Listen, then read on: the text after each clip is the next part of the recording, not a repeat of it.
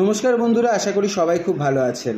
প্রকৃতির নিয়ম অনুযায়ী প্রকৃতিতে জন্ম নেওয়া যে কোনো জীবেরই একটা বিচরণ ক্ষেত্র থাকে এবং সেটা প্রকৃতির দান। আমি বা আপনি কেউ কিন্তু সেটা দিইনি। যেমন ধরুন, পশু পাখি আমাদের শহরাঞ্চলের লোকেদের কথাই বলছি আমি, পশু পাখি আমাদের চিড়িয়াখানায় গিয়ে খাঁচার মধ্যে দেখাটার অভ্যাস, কিন্তু সেইটুকুই তো পৃথিবী নয়। প্রকৃতির সৃষ্টি করা এই পৃথিবী অনেক বড় এবং তাদের বিচরণ ক্ষেত্রটাও অনেকটা বড়। বিভিন্ন রকম জিনিস মাথায় রেখে আমরা চিড়িয়াখানা এই জিনিসগুলো তৈরি করি, যেখানে গিয়ে একটা নিদর্শন আমরা দেখতে পাই তাদের, কিন্তু তাদের বিচরণ ক্ষেত্র তো এই পৃথিবী। প্রকৃতির বানানো রুলকে আমরা যদি চেঞ্জ করতে যাই, যেটার ক্ষমতা আমাদের নেই, তবুও মাঝে মাঝে মানুষ মনে করে ফেলে যে আমরা যেটা চাই সেটা আমরা করে দেখাতে পারি, তার জন্যই হয়তো আমরা সভ্য জীব সবার মধ্যে।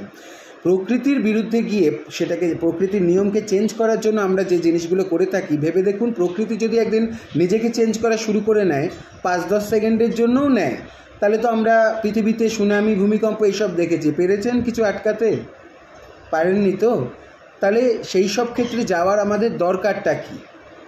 কোনো জায়গায় জঙ্গলে বা কোনো জায়গায় অনেক গাছ আছে, সেখানে প্রচুর পাখি বাসা করছে, তার জন্য অনেক লোকের প্রচুর রকম সমস্যা হয়ে যাচ্ছে।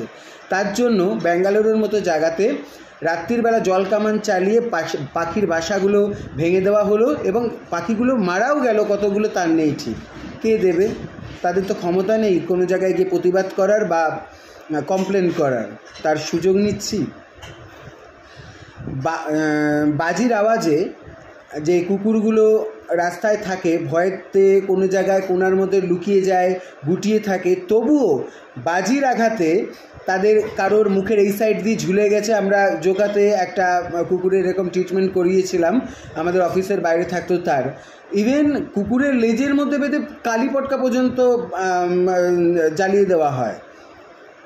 হোলির দিন কেমিক্যাল আছে জেনেও জলের মধ্যে রং গুলে কুকুরগুলোর ওপর, বেড়ালগুলোর ওপর রাস্তায় ছিটিয়ে দেওয়া হয়। এই ধরনের লোকও আছে, এই সমাজের বুকে বেঁচে আছে। তাদের জন্য কি করেছেন? ক্ষমতায় কোলায়নি বোধহয়, সেই জন্য করতে পারেননি। কিন্তু যারা কিছু বলতে পারবে না, যারা প্রতিবাদ করতে পারবে না, তাদের ওপর নিপীড়নটা চালিয়ে যেতে খুব ভালো মতো পারি। আমি হয়তো অত গুছিয়ে কথা বলতে পারি না, প্রয়োজনও নেই আমার সেটার, কিন্তু ভুলভাল একটা বোকা বোকা জিনিস হয়ে যাবে সমাজের বুকে, সেটা চুপ করে দেখাটাও সম্ভব না। এই ধরনের নাটক বন্ধ হওয়া দরকার।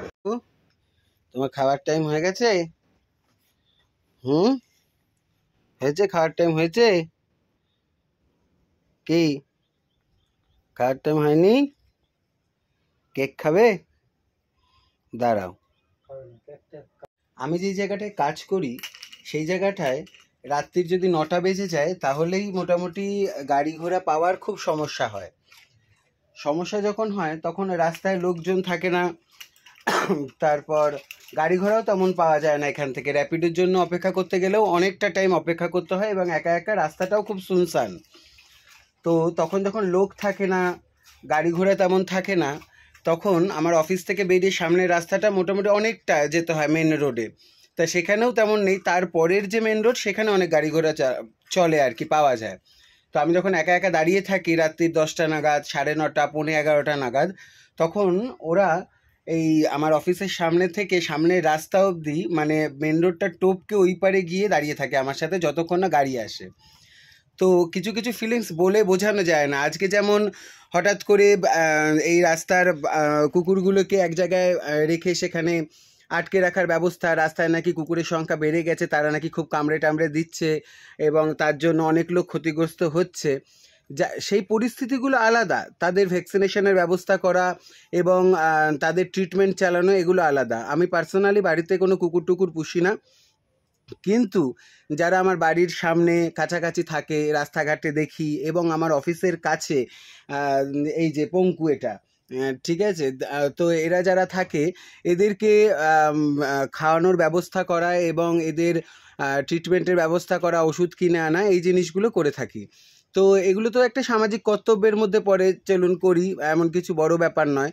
কিন্তু হঠাৎ করে সংখ্যা বেড়ে যাওয়ার জন্য বা এদের দ্বারা সাধারণ মানুষ বা বাচ্চা কাচ্চা অ্যাটাক হচ্ছে কিছু জায়গায়, তার জন্য এই যে নিয়ম পাশ করে দেওয়া হঠাৎ করে, এই নিয়মটা কেন হলো আমি জানি না। যদি আমরা হিসাব করে দেখি যে কুকুরের কামড়ে বছরে কতজন মারা গেছে এবং রোড অ্যাক্সিডেন্টের কারণে কতজন কুকুর মারা গেছে, অবশ্যই কুকুরের মারা যাওয়ার সংখ্যাটা বেশি দেখতে পাবো।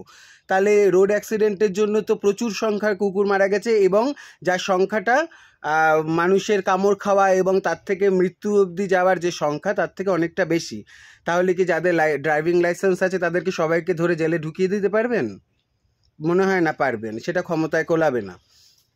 তো তাহলে যখন কোনো একটা সিদ্ধান্ত নেওয়া হচ্ছে কিছু একটা ভেবে, তাহলে দুদিকই ভাবতে হবে। আইনের ভাষায় বলি বাদী বিবাদী দুই পক্ষের কথাই তো শোনা হয়। ওরা তো নিজেদের জন্য নিয়ম লাগু করার জন্য সংবিধান লিখতে পারবে না, তাহলে কি তার সুযোগ নেওয়া হচ্ছে সেটার জন্য?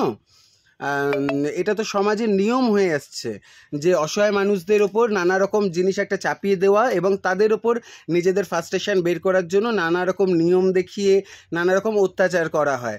এই জিনিসগুলো কেমন একটু বোকা বোকা হয়ে যাচ্ছে না বেশি? একটু ভেবে দেখবেন যে কোন জিনিসগুলো সমাজের জন্য দরকার এবং কোন জিনিসগুলো সমাজের জন্য দরকার নয়। ঠিক আছে, এটা ভেবে দেখা দরকার সবার।